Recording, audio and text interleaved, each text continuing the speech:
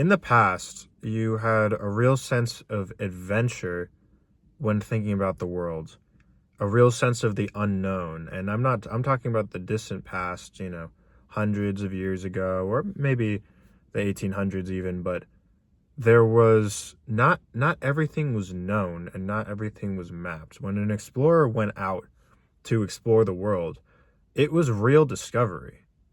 These days you travel to different places, but everything has already been explored, really. The phrase born too late to explore the world, too early to explore the stars is a real thing. You know, Nowadays people love to travel and go on adventures, and whether it's, say, I don't know, backpacking across Europe or whatever form of adventure that takes, there is an exploration there, but it's kind of it's like a safe little contained thing, like an amusement park where it's like there's thrill, yes, but that you're safe, and that this has been done before, this territory has been covered before, and it hasn't really been, like, you're not running into anything undiscovered, or anything entirely brand new. I'll cut to the chase here because I'm talking about, you know, a book, but what if there was, in our similar kind of, modern world, what if there really was a chance to escape and to explore real adventure, real places that no one has been to before, other planets where, but there isn't a sense of security of, oh, this planet is just dead. Like, no, this planet is, in a strange way, it's kind of alive. So this was kind of one of the central premises I was working with my science fiction book. It's called Rocky Frontier. And it's just this kind of idea, like, what if you could, escape your regular modern life, your 9 to 5 job, whatever, and go on a trip to a planet that has never been explored before.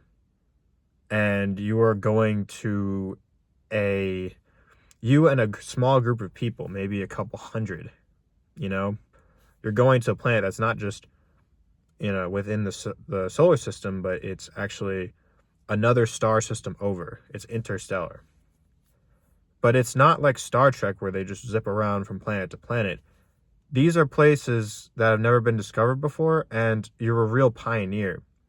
It takes, right, you've got the transport vessels that'll take you there. If you qualify for this program, it takes 10 years to get to one of these planets, because the transport vessel can go around 75% the speed of light, which is incredibly, incredibly fast. But space is incredibly vast. It's incredibly big. And even the nearest star systems, right, the closest star system to Earth is 4 light years away. So in order to go to one of these brand new star systems, you would have to take, like, for instance, SO3, the setting of Rocky Frontier, this book, is 7 light years away. It takes 10 years to get there. Now, they have cryosleep, and they put you to sleep, and the trip feels like an instant. Basically, you enter this transport vessel. It's got these sterile white walls, and it has, like a steady kind of churning, and because it has an artificial gravity ring. And you enter one of these cryostasis chambers.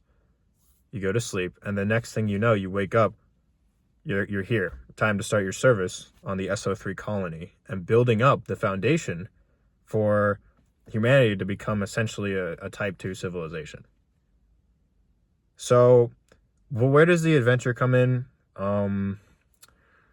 Well, basically, there is no known alien life except for microbes. They have microorganisms on SO3. They're actually able to do, they use them especially for various random tasks. Like, some of them, maybe they're very good at breaking down metals or compounds, or they're able to, basically, these microbes have unique properties because they have never before been seen. They developed on a presumably on a different planet. No one actually knows how they developed, but yeah, they discovered these microbes, so that was new.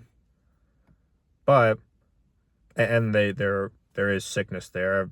Yeah, you do have to be careful. You can catch something if you're not careful, but that's also not the most common thing. It's not really a big concern.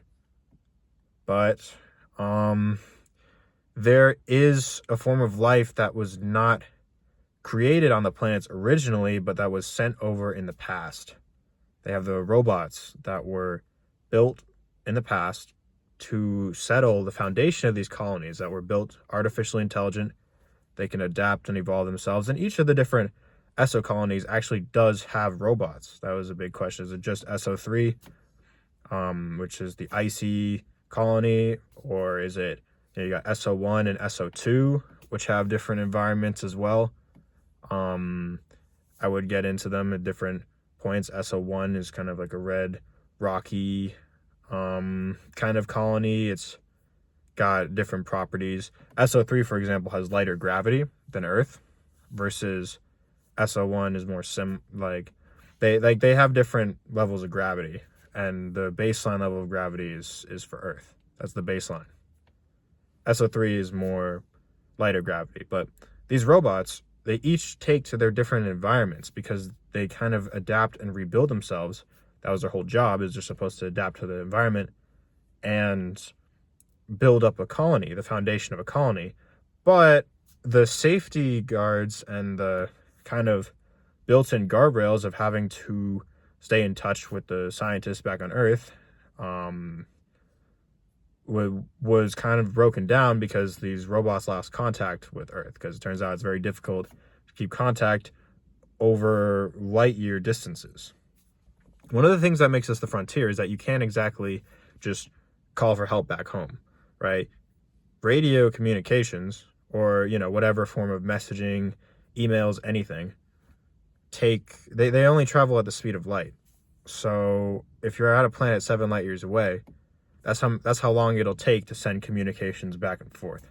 It's actually pretty interesting because since light as this finite boundary, since this finite speed, since the transport vessels can actually approach near light speed, they can travel almost as fast as a message, which leads to some interesting consequences. But one thing that this communication gap, is it does take us back to kind of a pre-information era feeling, right? We don't have any subspace communications here. That's it.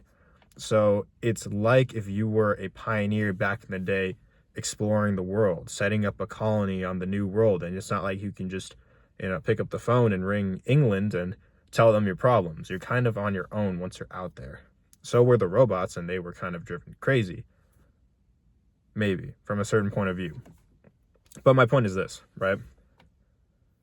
I wanted to bring back that sense of real discovery, of real adventure. You can't just call for help at any point.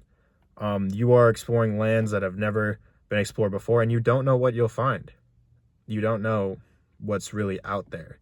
So we have some of the, like the heroes in this book are some of the foundational explorers of a new era for humanity.